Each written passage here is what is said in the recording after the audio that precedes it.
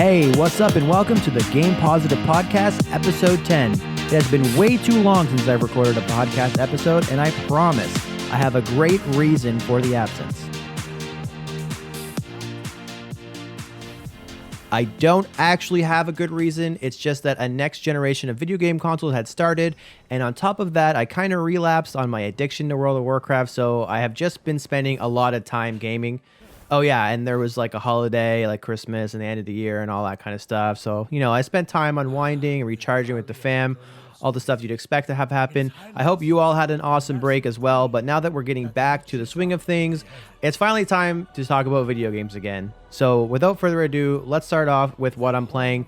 And just a disclaimer, since it's been so long since I've recorded a podcast, this segment's going to be a little bit longer, a little bit bigger than usual. I've just been playing a whole bunch of games. All right, first up is Gears of War Hive Busters. Hive Busters is a new single-player expansion for Gears of War 5. It actually came out before Christmas, so a lot of you have probably already played it. Myself, I finished the entire thing in 2 settings. It took about 4 or so hours. I was playing on the insane difficulty, which is what I play all Gears of War on. I find that makes the game a lot more fun. You have to be a lot more tactical with your decisions. I played it in co-op. It worked pretty well. There was some disconnecting issues that might not even be an issue anymore, but I did kind of miss the ending cutscene because I disconnected, which was a little bit of a shame, but I mean, I was able to look it up on YouTube and whatnot. I have a feeling those were kind of just like early adopting bugs. Like I played it as soon as it was available, so that might have been patched by now, hopefully. But the game itself was fantastic. I was a little bit worried, honestly, when Rod Ferguson had departed from the Coalition. He's kind of been the guy that was been leading that team since day one, with everything they've done for Gears of War since the Ultimate Edition of Gears of War was released way back when. And he had actually also worked at Epic Games from the beginning of Gears of War. So he's kind of been the one guy that's been riding in that ship since day one. So he actually had left the company to go work at Blizzard to work on Diablo 4, which is pretty cool. So I was kind of worried, though, like how that would affect the team and what direction Gears was going to be heading in since he departed. And to be honest, Gears Hive Busters was a really, really positive sign for the company. It's kind of off the beaten trail of the kind of standard Gears of War campaign in the sense that, well, for starters, it's completely new characters. The characters that had been kind of the focal point of the escape mode are the focal point of this kind of single player expansion, which is nice. But also in like the tone, it kind of felt a little bit like almost like how Bad Company kind of contrasts with the typical Battlefield campaigns. That's the kind of vibe I got. And the location was fantastic. Like typically Gears of War games take place in kind of like a broken city kind of environment. They have added a lot more color as of the recent games, but it's typically kind of like your cobblestone destroyed stuff. Although in Gears 5, to their credit, they did have some really cool snow environments, really cool desert environments. But in Hive Busters, it's actually like a extremely colorful and gorgeous kind of jungle environment. It's a very, very good visual showcase for the Series X. Really, really loved what I'm seeing there. It's actually probably the best looking game I think I've seen across any consoles. Mind you, I haven't played PS5 in person. I'm just basing it off of what I've seen in videos. But yeah, very, very, very good game. Highly recommend it. It's actually like at no additional cost if you're a Game Pass member. So definitely recommend checking that out. And I won't spoil it, but there is a new enemy type that was really, really fun to fight. So look forward to that if you also check it out. Next up is Call of the Sea. Call of the Sea is another shining example of why Game Pass is so great. This is a game that they showcased initially in trailer form at the gameplay reveal, the first gameplay reveal of the Series X, the event that was kind of criticized for not having a lot of gameplay in it and focusing a lot more on indies than AAA. But it was revealed there, and the trailer, like, it did look interesting. It kind of had a pretty nice art style, but it isn't something that I was like actively tracking, like actively excited for. But it comes out on Game Pass, and just like every Game Pass game for the most part, I download it and check it out. I plan on putting like maybe 30 minutes into it, just seeing what's there. I mean, it's free, so it doesn't cost me anything to do so. And I've discovered a lot of good games by doing that.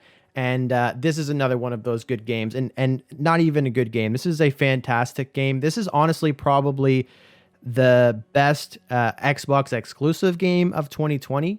There's not a whole lot of competition there, mind you, but it is definitely the best one that I had played. It is very similar to a Firewatch. If you played that, if you haven't, Firewatch is a fantastic game. They call them walking simulators, which I think is a little bit disingenuous. There's it's not just walking around. Like, there's a lot more to it than that. It's those games do a very good job of kind of engrossing you into the world they're creating, getting you tied into the story that they're trying to tell, as well as challenging you with pretty creative and really fun puzzles. And that's exactly what Call of the Sea is. It has very, very good game design when it comes to its puzzles. Its acting performances, its voice acting performances are top notch, and the art is also very, very good. I am in the middle of editing a review for that game, so I won't talk too much about it, but it was a fantastic game. If you're a Game Pass subscriber, it's a must play in my opinion. And on the side note, it kind of awakened like this interest in HP Lovecraft, because it does have a lot of Lovecraftian themes throughout the game. So it actually kind of inspired me to watch some H.P. Lovecraft movies, or at least movies that are inspired by H.P. Lovecraft, such as Color Out of Space with Nicolas Cage, which is just an utter insanity. I'm still undecided if I actually liked it or not, but it's definitely something that will live in my brain for a long time. That movie is ridiculous. Anyways, next up, we have Cyberpunk. A lot of people are talking about Cyberpunk, at least they have been since it came out. And this is a tough one. There's a lot of negativity surrounding this game, which you won't hear me spend too much time talking about on the podcast, because I don't like contributing to that stuff. But at the same time, it's a little bit disingenuous for me to just not say anything. So this is my quick Cyberpunk take. I did get the game, and I did play the game. I probably played around 4 hours of the game. I think it's very clear that a lot of very talented people put an inhuman amount of work into this game, building one of, if not the most ambitious worlds ever built in a video game. The level of detail in Night City is insane. The realization of the Cyberpunk universe from an art and sound perspective is unbelievable. However, it's also very clear that the game is not finished, and the game should have been delayed. I don't believe that the version of the game we got at launch is the version of the game that the developers envisioned us playing, as they poured hours and hours and years of dedicated work into building it. And it's because of that I decided to put the game back on the shelf until it's relatively bug-free, until the next-gen patches are released, and just until their vision is actually available to be played. I don't regret buying the game at all, although I do not agree with the decision to launch it early. I think that decision was a financial one that benefits maybe the higher-ups at the company or the investors on the board and stuff like that, at the cost of the developers being able to give the fans what they wanted. For a lot of those developers, this is like their magnum opus. This is like their dream project. This may be the biggest thing they've ever built. And it's a shame that they have to go through this initial wave of negativity because it was released too early. I look forward to restarting the game in the coming months when all those patches are available, when the next gen patch is available. And I'm sure it's going to be an incredible experience. And that's all I'm going to say about Cyberpunk until I actually play it. So that's my Cyberpunk take. Next up, switching gears from a game that didn't quite meet expectations at launch to one that massively exceeded them, is Immortals Fenyx Rising.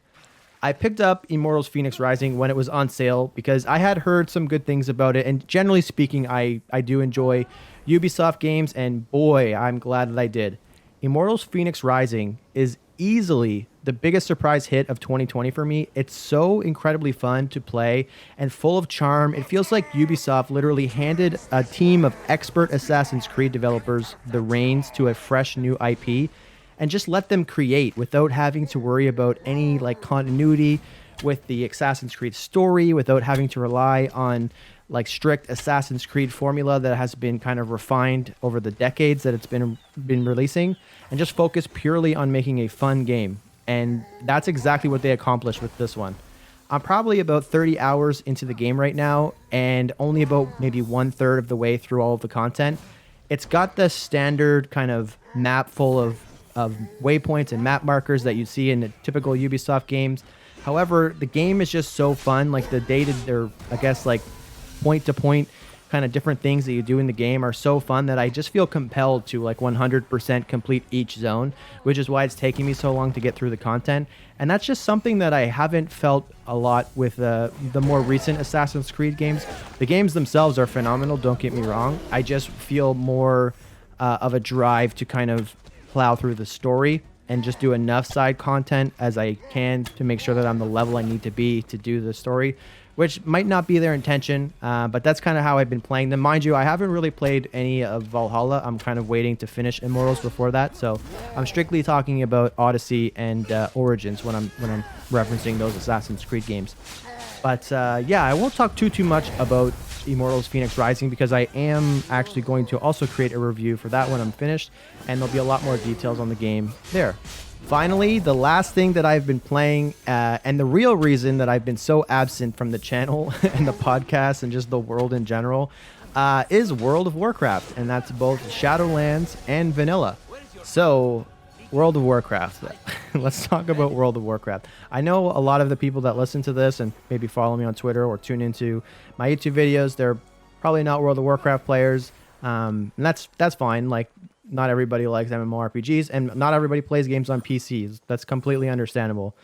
Myself, I typically go through phases almost every year where I just dive back into World of Warcraft, get completely addicted, and then end up not really having enough people to play with because I don't have a friend group that constantly plays, and then I kind of fall out of it until the next addiction kind of rears its head. This was sparked kind of by my disappointment with Destiny. I didn't really get fully invested in the newest expansion, and Shadowlands had been getting a lot of love, and I finally decided to kind of server transfer off my dead server from Classic into a populated one. So I've been playing a ton of Shadowlands and a ton of Classic. Quick notes on Shadowlands. It's probably the best MMO or shared world that you can play right now. The game design that went into that is top notch. The new zones you can play in are incredible. There's so much content there. Like, just like a quick anecdote, in Shadowlands, there is 11 hours of just new music to the game. Like, I know that's not like, that doesn't really affect the gameplay in any way or shape or form, but I think it's a good explanation or a good showcase to how much you're getting for your monthly subscription versus something like the Destiny expansion, which had like one new strike. This WoW expansion has 8, and all of them have raid-like mechanics. There's no just tank and spank boss fights like you see in Destiny Strikes. So there's just so much there, and there's so much to do once you hit level cap. There's so many different avenues you can go to get gear. Like, there's so many different targeted ways to get specific gear, so you're not just relying on random rolls. It's just very, very fun. And then Classic is Classic. Classic is kind of the epitome of like a multiplayer MMO design. Like, that's the old school formula where everything is a little bit harder than you'd expect it to be, and everything requires like social interaction, which is something that you don't really see a lot in video games anymore, at least like not forced social interaction. It's just really, really fun. BlizzCon is coming up in February. It's an event that I am very, very excited for. At this moment in time, I'm more excited for BlizzCon than I am for E3, just because I know kind of what to expect from E3, and I don't know exactly what to expect from BlizzCon, so can't wait for that. I'll definitely be doing some coverage on there because there is a lot of other things outside of World of Warcraft that they could talk about, including Diablo 4 and its console availability, more news on Overwatch 2, and then also like obviously Warcraft, Hearthstone, all that stuff. Very cool. Love World of Warcraft. I'm kind of on the downswing right now. I'm kind of playing it more at a more, I guess, normal rate instead of being completely obsessed with it. I have been actually going back and playing some new games on my Xbox and other PC games, so I'll definitely be playing other games more consistently now. Kind of the disgusting no lifing of World of Warcraft is on its way out, at least until February. Who knows what's going to happen at BlizzCon? But anyways, that's all I've been playing since I took this little break, and that's all I've been playing over the holidays. Yeah, let's get into some cool topics. Since we're all just starting a brand new year and welcoming in 2021, I thought it would be a good opportunity in the first podcast episode of 2021 to kind of go over all the games that at least I'm excited for that are targeted to come out in 2021. First, though, I am going to start with Halo because it's the game that I probably have the most to say about, and it's the game that I'm probably the most excited about, at least at this point. Calling Halo Infinite my most anticipated game of 2021 is a bit of an understatement. If you've listened to any of my previous episodes or look at my YouTube channel, you're probably aware that Halo is my favorite franchise in gaming, and all of the Halo games were and still are a huge part of my life. However, while it still has a diehard community who actively play it every day to this day, Halo's relevance in the grand scheme of things in the gaming landscape has never been as small as it is right now, which really pains me to say. But this could be the year that changes all of that if 343 Industries nails the release of Halo Infinite. 343's history with the franchise has been full of peaks and valleys. Halo Anniversary was their first project, and it injected Halo Reach with some incredibly remade multiplayer maps from the original Halo Combat Evolved, and having the ability to swap between the classic graphics and the remastered graphics on the fly with just one button is an incredible experience. It's something that they improved further on with Master Chief Collection, and it's something that I have honestly not really seen replicated in any other remastered game since. It's just a really awesome technical achievement that they were able to do there.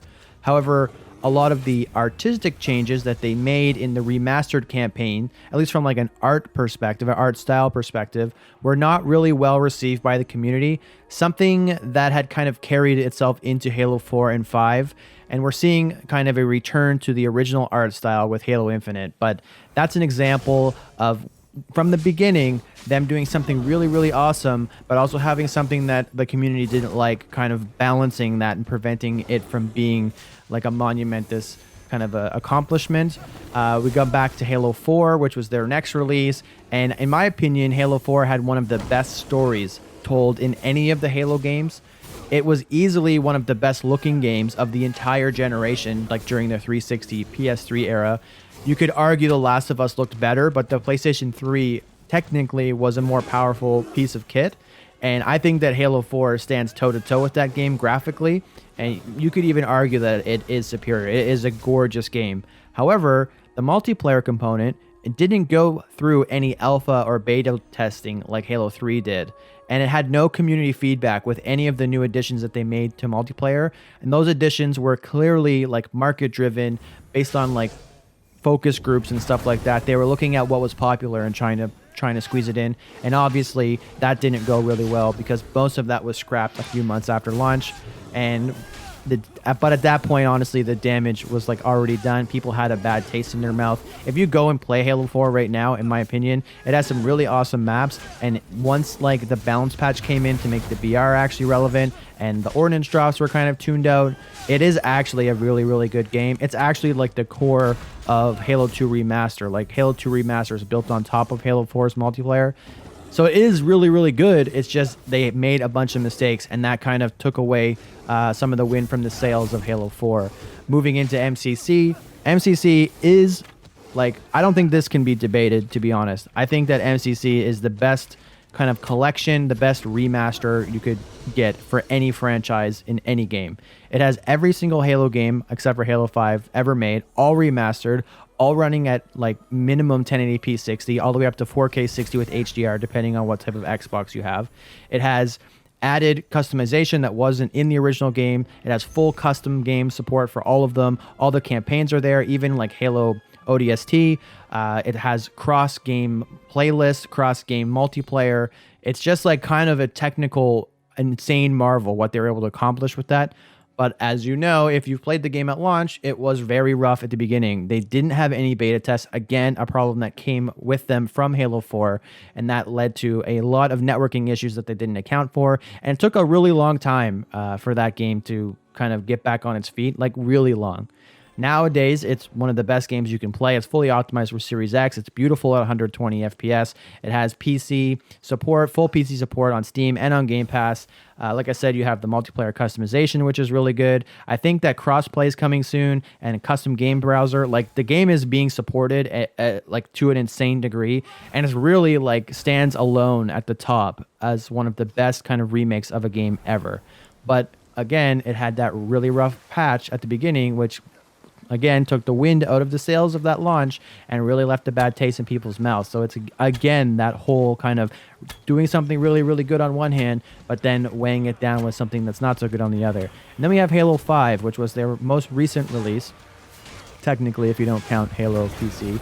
And Halo 5 corrected the whole no beta thing in a big way. They had substantial beta testing for the multiplayer well before the game came out. I believe the beta testing was in December 2014 is when it kicked off, and the game launched in the fall of 2015. So that's a really, really long amount of time to be able to take that feedback and incorporate that into the game. And you saw that with some of the stuff that was happening in the beta being tweaked for launch. They also hired an entire full-time staff of pro players to rigorously test the game every single day and took their feedback every single day, making tweaks to everything. And Halo 5 at launch was the best multiplayer experience ever in Halo.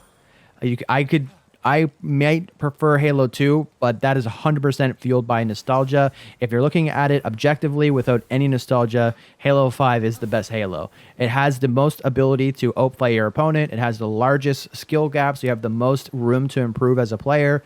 The only thing that held it back, in my opinion, is the maps. I think they heavily relied on Forge instead of making their own maps, which was a shame. And then Warzone obviously didn't take off like they expected to.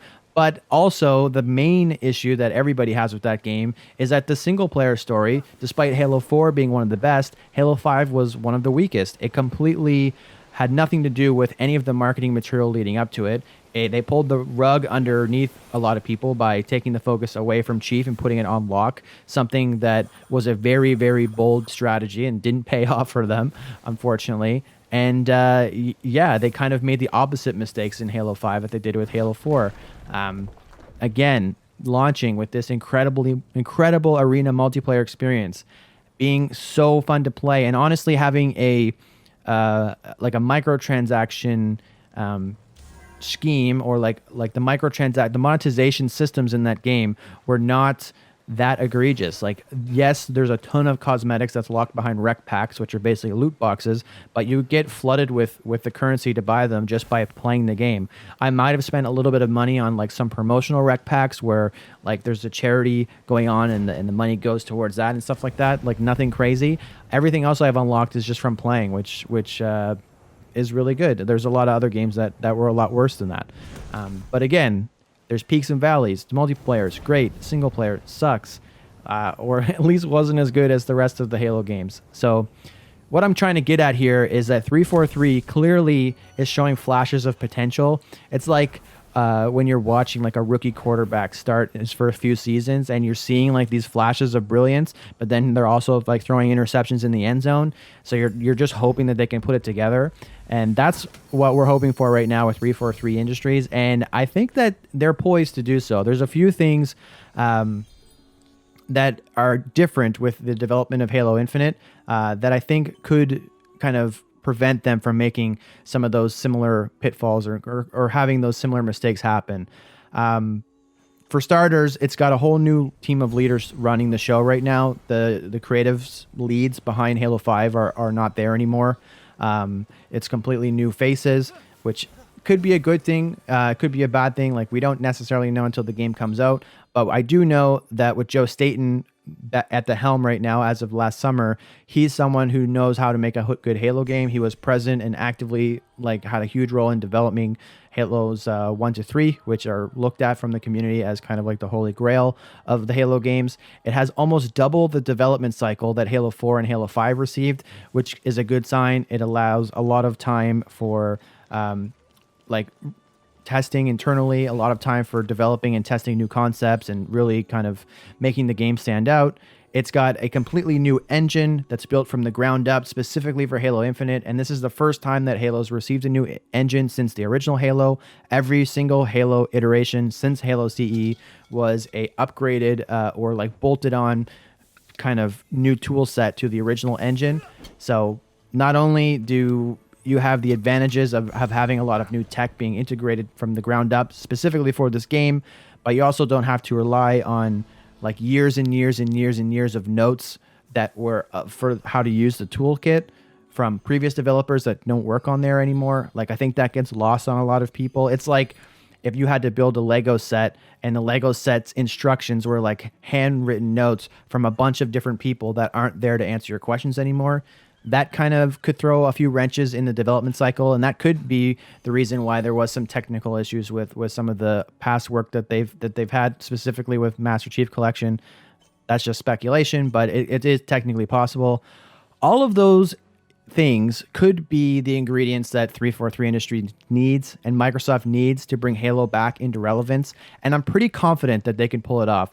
Microsoft being okay taking this massive like PR punch to the face that they did for like okaying this hefty delay to the game, like not having the game at launch of the Series X like they promised, shows me that Phil Spencer and company just will not let this game release if it doesn't meet this really high standard that they have for Halo games.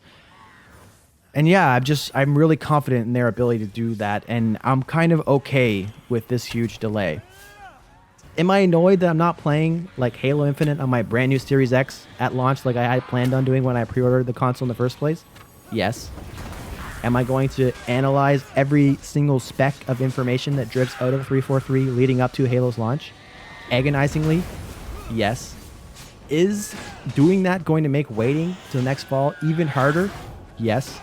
But is it going to be worth it when I'm finally able to step foot on Zeta Halo, when I'm finally able to queue up in matchmaking with my friends and like pwn some noobs? Absolutely. And it's also going to be releasing on PC, which means I have a whole other silo of friends that are also going to be able to jump in that I can play with too, which is something that I've never been able to do for any other Halo launch ever. So, TLDR, Halo's delayed until fall 2021. They're going to make this game right. They're going to get all the feedback they need in the multiplayer beta that's going to be coming at some point between now and launch. And I'm still really, really excited for Halo. And I think that you probably should be too, if you're a Halo fan. Now, let's get into like a little bit more of a speed round of games that are coming in 2021 that I'm really excited for. I'm going to start with The Medium, because The Medium is actually coming out in a couple weeks, I believe, end of January. The Medium is a horror game that made its debut at the Xbox gameplay reveal stream back, I believe, in May or somewhere around there of 2020. It's made by Bloober Team, which is a team that kind of specializes in horror games. They've made Layers of Fear 1 and 2, Layers of Fear 1 being one of the games that kind of pioneered Xbox Game Preview, which in itself was kind of a pioneering concept for console games. So that's really cool that they've had that kind of connection with Microsoft since way back then. They've also made Blair Witch and Observer. Observer also has a System Redux kind of remake that's been released for Series X, which takes a really good example of the hardware and is a really good kind of, I guess, preview of what you can expect in terms of visual like showcase from The Medium. It is one of the first games that it actually would technically be actually the first game that I saw being showcased where I didn't believe that that could possibly run on old gen consoles. And that stems a lot from the main mechanic of the game, which is like the dual reality. So in the game, you play as a medium. It's like a third person survival horror game, but the medium is able to kind of be present in both the real world and I think they call it the spirit world at the same time. And the game itself will actually simultaneously render two different worlds on the screen at the same time. And you have to see what's happening in two different worlds at the same time. So I just don't believe that the old generation consoles had enough processing power to be able to competently render those two worlds at once with the same fidelity that you see with the game's graphics and stuff like that. So it's really cool to see that. It was a game that actually was supposed to come out in 2020. But again, it got delayed to kind of make sure that it is in a good place at launch, which is something that it does suck to see. Like, it sucks that you can't play the games when you expect to, but it is good in the long run, and it's definitely going to be better for the game. It is also a game that's coming on Game Pass, so there's not a lot of barriers to entry. Definitely recommend checking it out. I plan on doing it as well, although I am a little bit of a baby when it comes to horror games. Next up is It Takes Two. It Takes Two is from Hazelight Studios. That's run by the great Joseph Fares, the F the Oscars guy from the Game Awards not too long ago. It was revealed actually at this year's Game Awards, and it kind of has a unique flair to it. That's something that I've never really seen in a game before.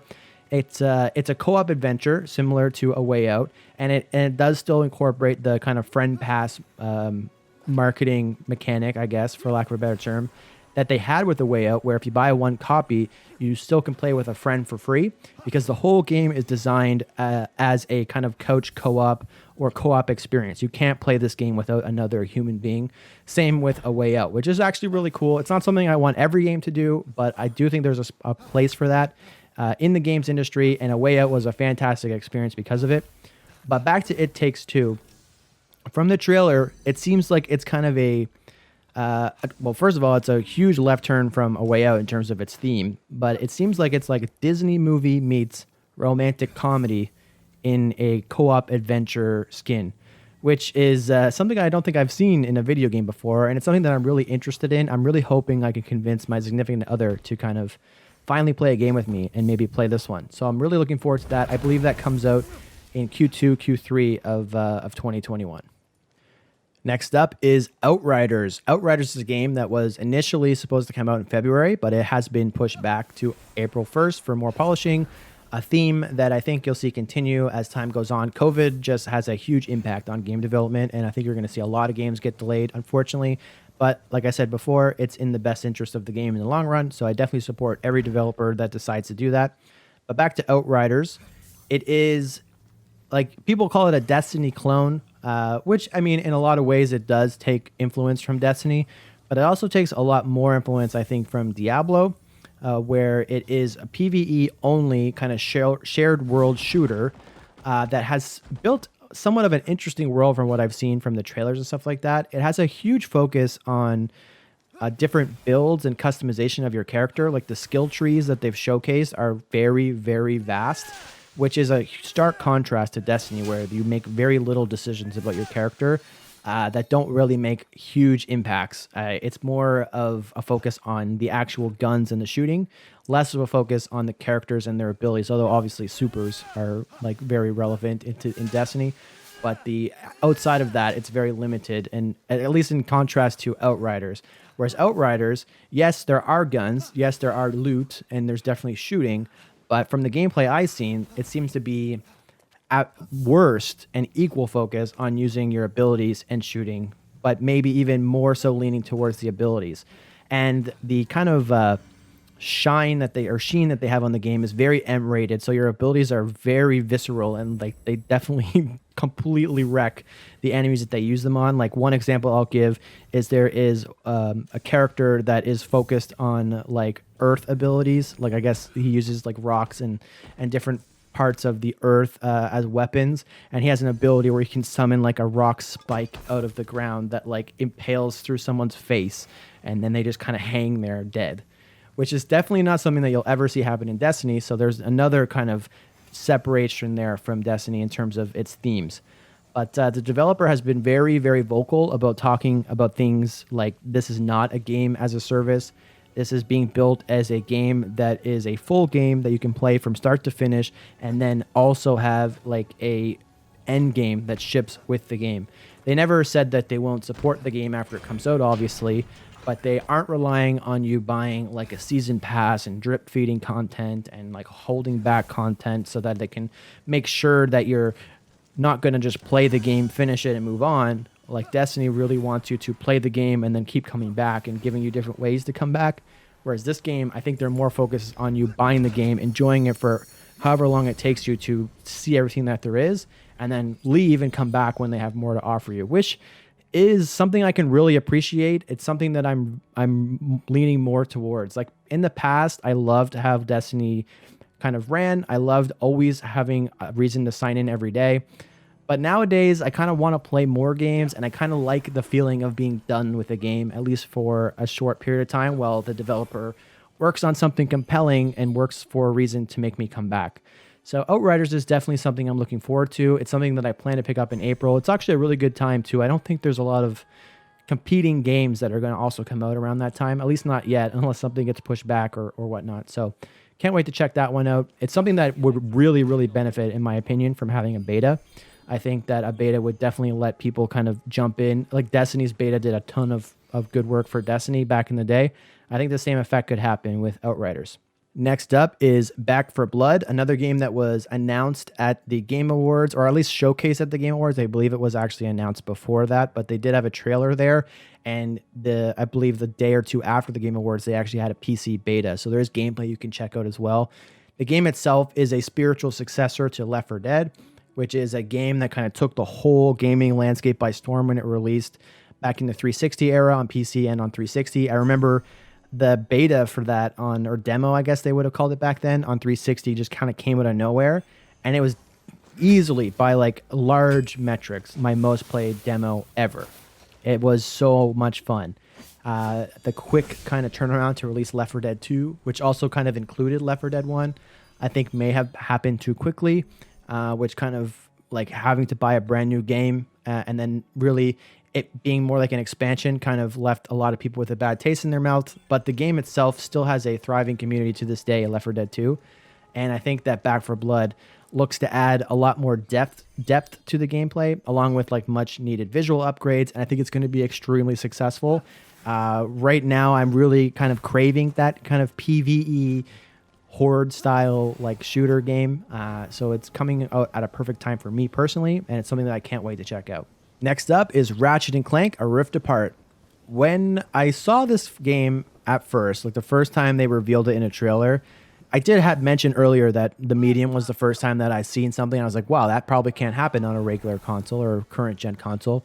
But when I saw the gameplay demo for A Rift Apart at the PlayStation 5 reveal, that was the first time I was literally blown away by something I've seen on screen.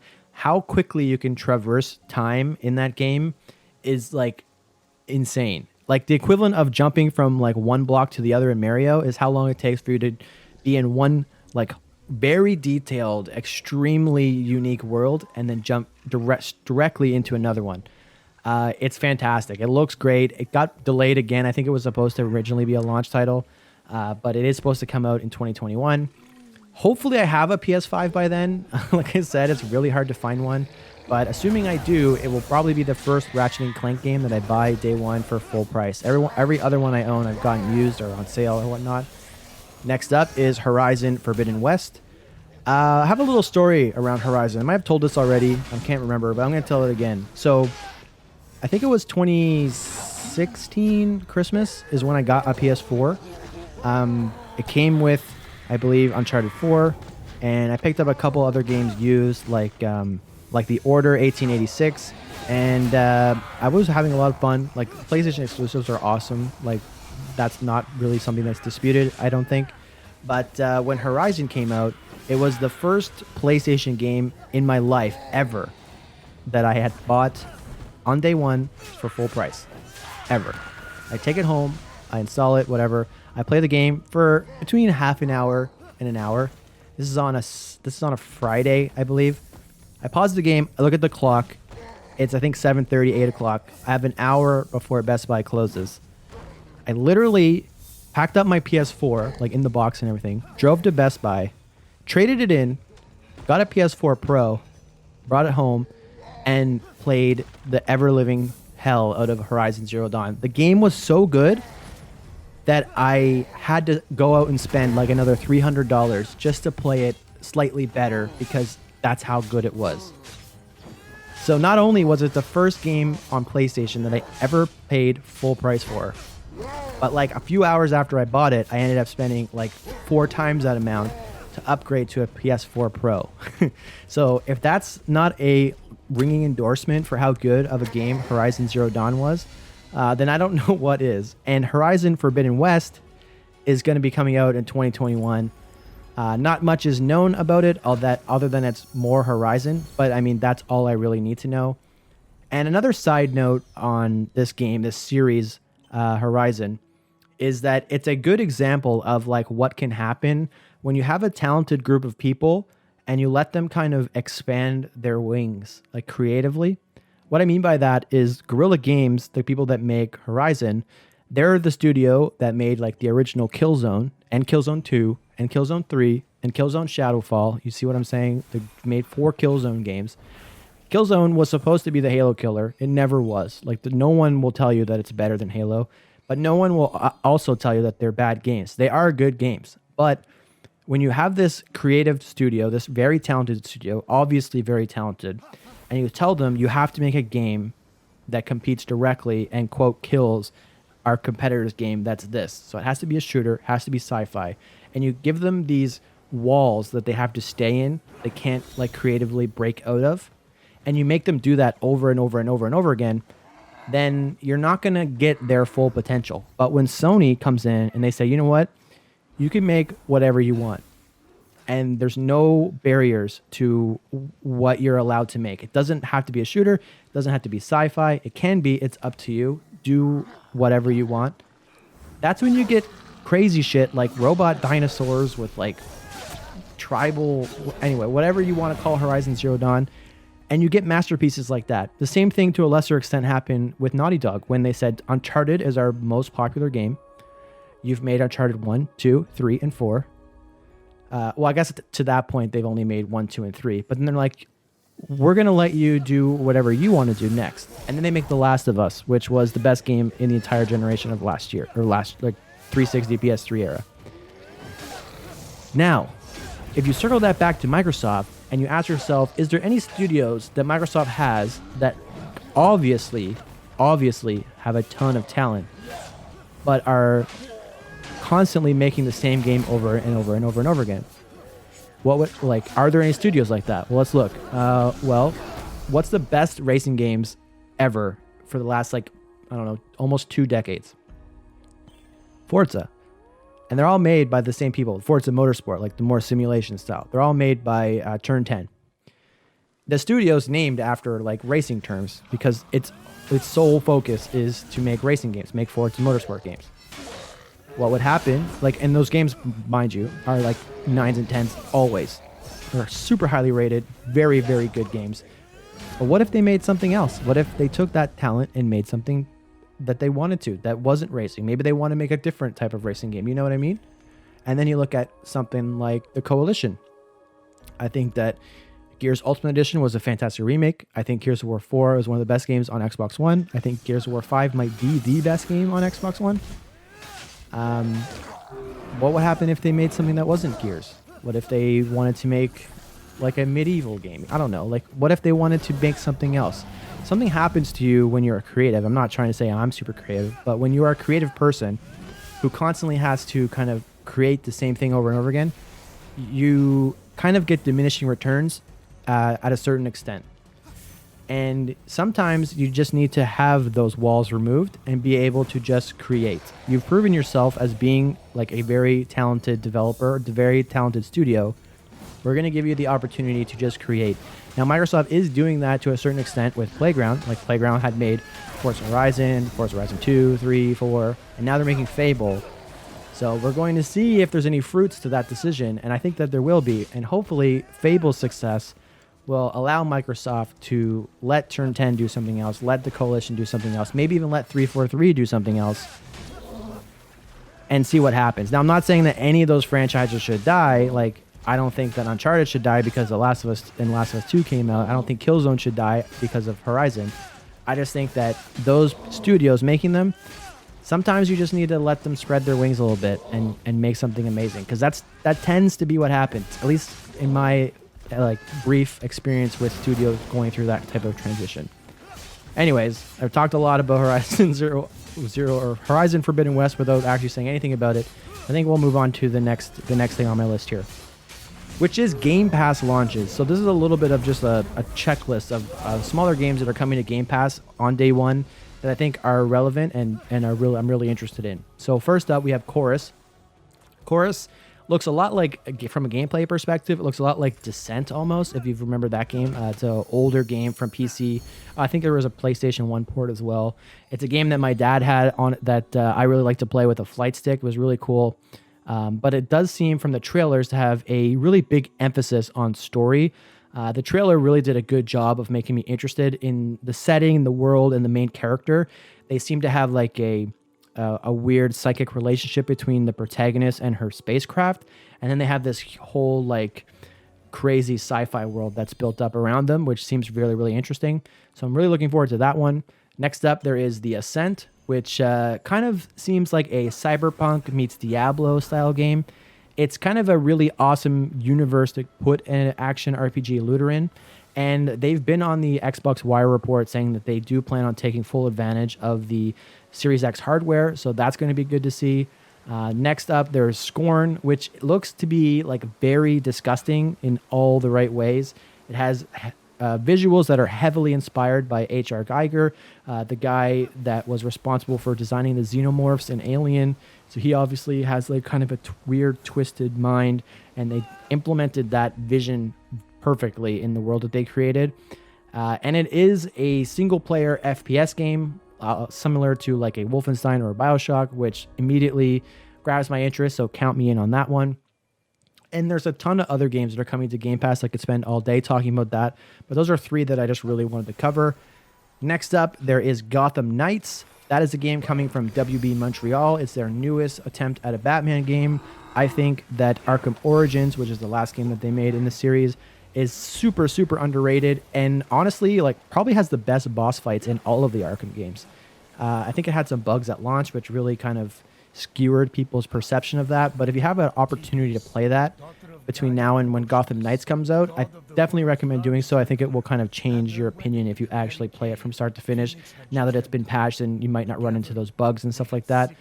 Gotham Knights is a little bit of a twist on the formula, though, as it has a large focus on co-op. There was an interview that they did recently that went over how they're making changes to the free flow, I think that's what they call it, combat system from the old Arkham games to make it fit a lot better in a co-op environment. That could be good or bad. We'll have to wait and see. I do have a lot of faith in the team over there, though, so I'm very excited for that.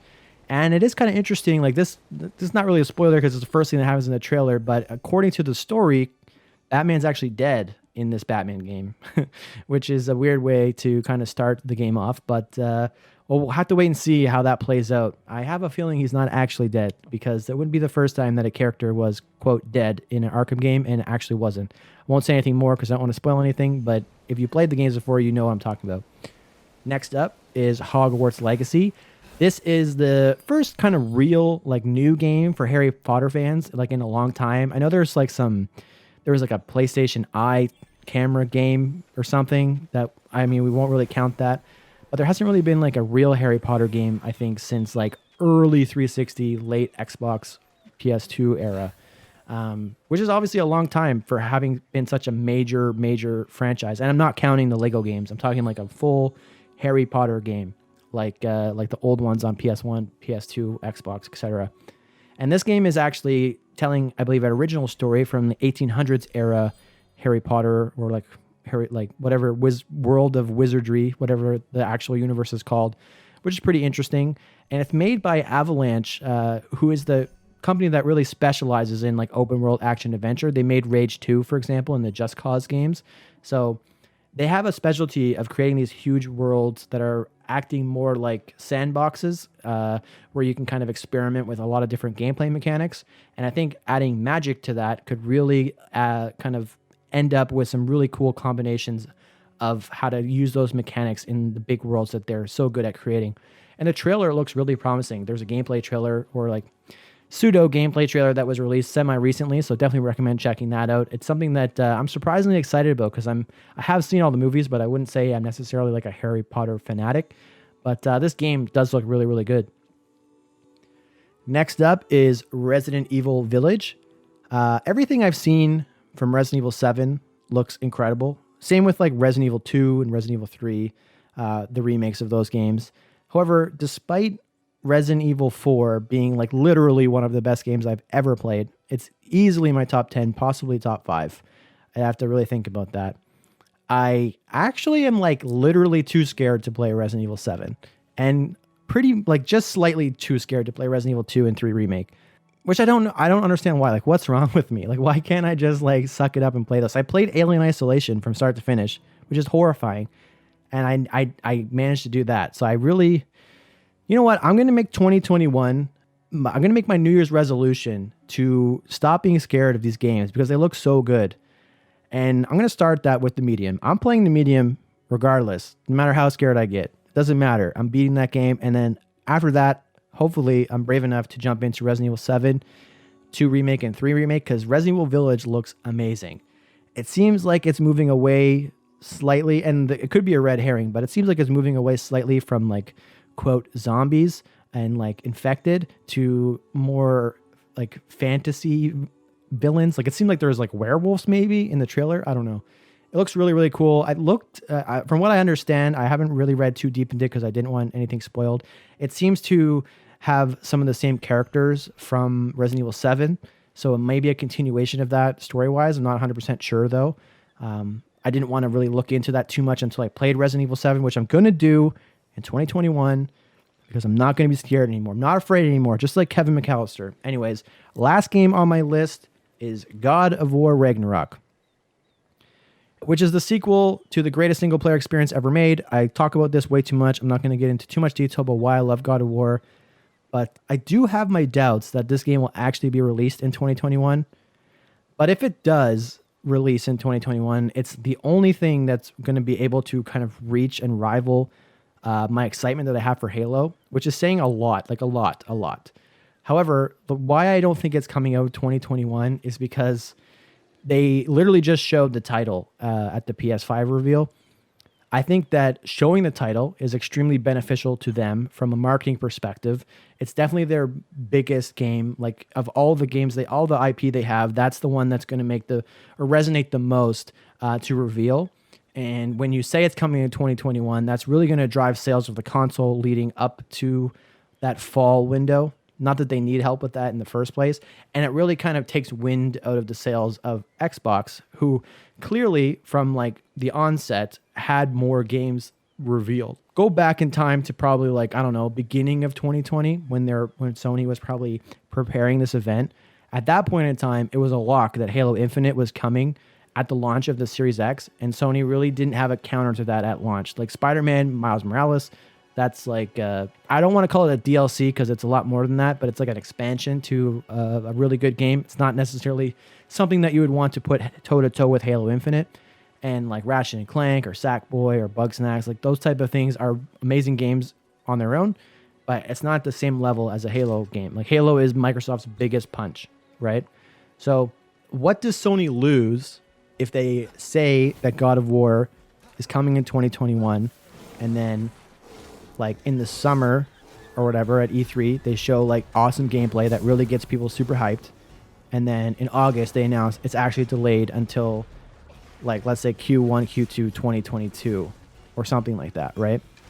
Nothing. They have nothing to lose. People are going to buy the PS5 regardless. They're going to point to God of War as being an example why you should get this over Xbox, right? And it's probably going to be an amazing game. It's probably going to look amazing when they finally show it. And no one's really going to care when it gets delayed. They're still going to buy it. Like, it's going to have served its purpose. And the reason why I don't think that it's actually coming out is because when they revealed the first God of War, keep in mind, it was revealed, I believe, 2 years before it actually released.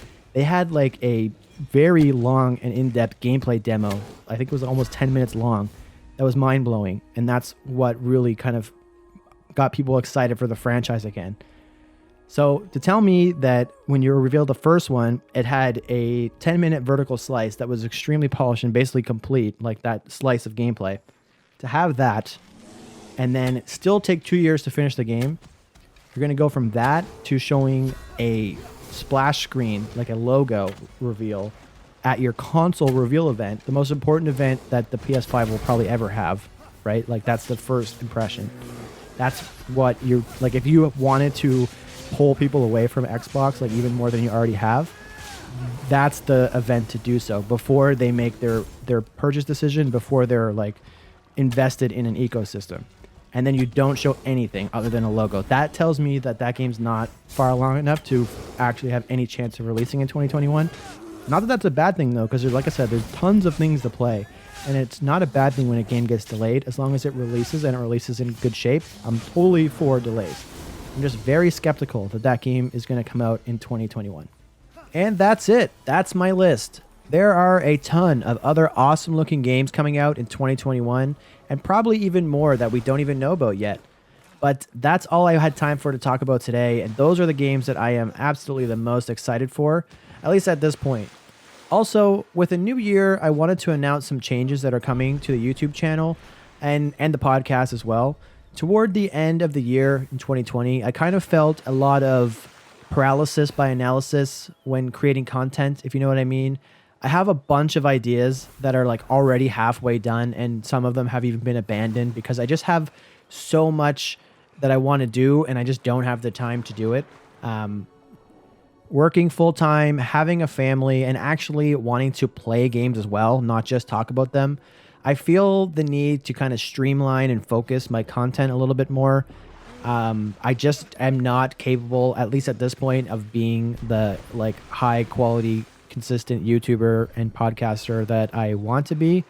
But I do think that I could still kind of make it work in this space with a little bit of tweaking to my output, I guess, for lack of a better term. So here's what I'm thinking. For the podcast, I'm going to aim to be released in a bi-weekly manner. I know I haven't even hit that at this point, but that's again because I'm constantly trying to put out something every week and make it be really good and all that stuff. I just don't have the time often to get those episodes recorded every week, and often I don't have enough to talk about. Those natural conversations that generally come with having a co-host obviously don't happen with a solo hosted show, so I sometimes struggle to fill in that 30 to 60 minute time slot that I aim for with each episode. So moving to a bi-weekly release schedule leaves more room for news to actually happen in the industry, more time for it to actually accumulate, or worst case, more time for me to think of non-news related topics that I can talk about in the event that there isn't really anything happening in the industry. For YouTube, what I plan on doing is also moving those to bi-weekly releases and having a more heavy focus on a specific topic so that I'm not as scatterbrained trying to be like, oh, I want to review this type of game and I want to do a let's play and I want to do a like retro review and I want to do a live stream and I want to discuss news topics, like all those things that I wanted to do. I just don't have the time to really be a daily or even weekly YouTuber. So I'm going to shift to bi-weekly releases with a heavy focus on Game Pass. I think being focused on a specific topic like Game Pass, naturally with Game Pass having so many different options of things you can play, like the variety should still be there, but I have a more focused pool of where to drive ideas from, and I think that would really kind of streamline the process in terms of my YouTube releases. And like I said, they're going to release in opposite weeks. So week 1, you might have a podcast. Week 2, you have a YouTube video. Week 3, you might have a podcast, and so on and so forth. And I do plan on releasing the podcast as well on YouTube with just some gameplay in the background. So if you are subscribed to the YouTube account, you should see something every week. At least that's the plan. I do still plan, though, on talking about non-Game Pass titles on the podcast, and I do plan on creating some reviews on games that may or may not be on Game Pass on the YouTube channel. It's just that with game reviews, I really want to do the games and their developers as much justice as I can. So they do take a fair amount of work, and I haven't even gotten one completed yet. Like, for example, like I look to creatives like Skill Up or like ACG and how much work and dedication and just how great their reviews are. And I know that I probably can't emulate that exactly, but that's what the target is, and I want to get as close to that as possible. I don't just want to release like gameplay in the background, just have me talk over it, like, and just kind of like almost like it's a podcast episode, if you know what I mean. I want to have like very specific things to talk about, like cut gameplay in specific ways to make it, you know what I'm talking about. If you've ever seen a Skill Up review, an ACG review, or even an IGN or a GameSpot review, like that's the target. I don't expect to hit it, but I do want to get as close as I can, and that takes a lot of work, so it's not something that I can consistently do. Think of the game reviews that will come as like the cherry on top. It may come once a month, maybe once every 2 months. I'm not sure. It's really going to depend. Some of the games I want to review as well are like 100-hour long games, so like that in itself is a lot of time for me, at least from what I can spare with all the other stuff that's going on. So we'll see how those go. I am committed though to getting a review for Call of the Sea. The script is mostly written for that. The gameplay has mostly all been captured. It's just down to recording and editing. So hopefully that will come out soon. Also, the content, especially the YouTube content, will be very, very focused specifically on Xbox and PC going forward, like in the foreseeable future, because I'm still looking to find a PS5 in the wild. Once I do acquire one, though, I will be making content on those games as well, specifically looking at Bugsnax, Sackboy's Big Adventure, Miles Morales, Demon Souls. Like, there's a ton of PS5 games that I can't wait to jump into, and definitely look forward to seeing that there as well. None of this, though, is set in stone, so if you think this is a poor direction to take, please let me know. I would love to hear some feedback. As always, feel free to leave an iTunes review, hit me up on Twitter, or in the YouTube comments. I read and respond to every single comment I get. Thank you so much for listening all the way to the end. It really means a lot to me. Let's play a lot of games in 2021, and remember to have fun out there. I'll talk to you guys later.